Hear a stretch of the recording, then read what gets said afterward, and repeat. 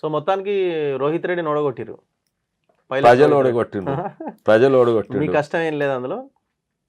నేను అక్కడ పోయి చెప్పిన, నాకు వాళ్ళకి చెప్పిన ఎవడైతే బిఎల్ సంతోష్ మీద బురద చల్లిండ్రో, ఎవరైతే బీజేపీ మీద బురద చల్లిండ్రో, ఎవరైతే ప్రధానమంత్రి మోడీ ముఖం మీద బూడిది తూర్చుంటో వాడిని ఓడగొట్టమని చెప్పిన.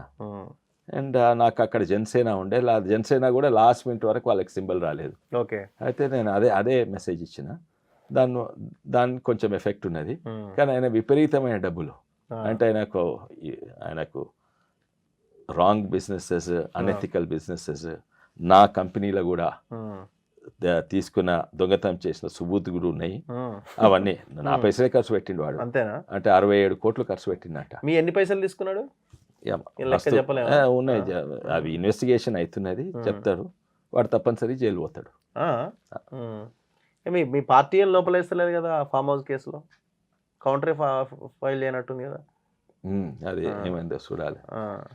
సో జైలుకి పంపిస్తారు మీరు? నేను అది పార్టీకి సంబంధం లేదు, మీ కేసులో మీరు పంపిస్తారు తప్పనిసరి. సో ఇక్కడేమన్నా మీరు కాంగ్రెస్ కి సపోర్ట్ చేసిరా? ఎక్కడ?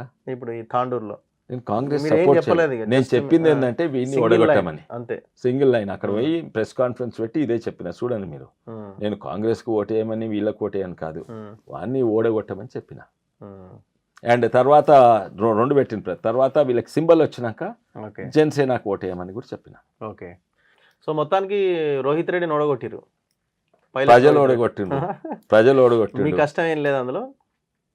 నేను అక్కడ పోయి చెప్పిన, నాకు వాళ్ళకి చెప్పిన ఎవడైతే బిఎల్ సంతోష్ మీద బురద చల్లిండ్రో, ఎవరైతే బీజేపీ మీద బురద చల్లిండ్రో, ఎవరైతే ప్రధానమంత్రి మోడీ ముఖం మీద బూడిది తూర్చుంటో వాడిని ఓడగొట్టమని చెప్పిన.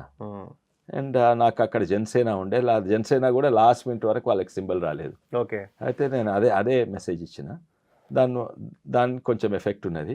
కానీ ఆయన విపరీతమైన డబ్బులు, అంటే ఆయనకు రాంగ్ బిజినెసెస్, అన్ఎథికల్ బిజినెసెస్, నా కంపెనీలో కూడా తీసుకున్న దొంగతనం చేసిన సుబూత్ కూడా ఉన్నాయి. అవన్నీ నా పైసలే ఖర్చు పెట్టిండు వాడు. అంతేనా? అంటే 67 కోట్లు ఖర్చు పెట్టిండట. మీ ఎన్ని పైసలు తీసుకున్నాడు?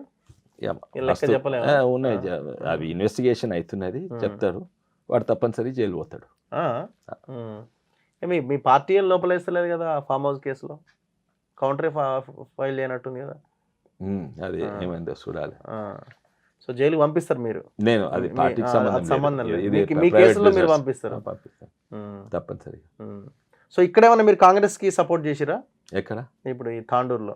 నేను కాంగ్రెస్ సపోర్ట్ చేయలేదు. నేను చెప్పింది ఏంటంటే వీడిని ఓడగొట్టమని, అంతే, సింగిల్ లైన్. అక్కడ పోయి ప్రెస్ కాన్ఫరెన్స్ పెట్టి ఇదే చెప్పిన, చూడండి మీరు, నేను కాంగ్రెస్ కు ఓటేయమని వీళ్ళకి ఓటేయని కాదు, వాడిని ఓడగొట్టమని చెప్పిన.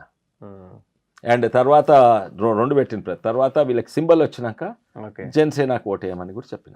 ఓకే.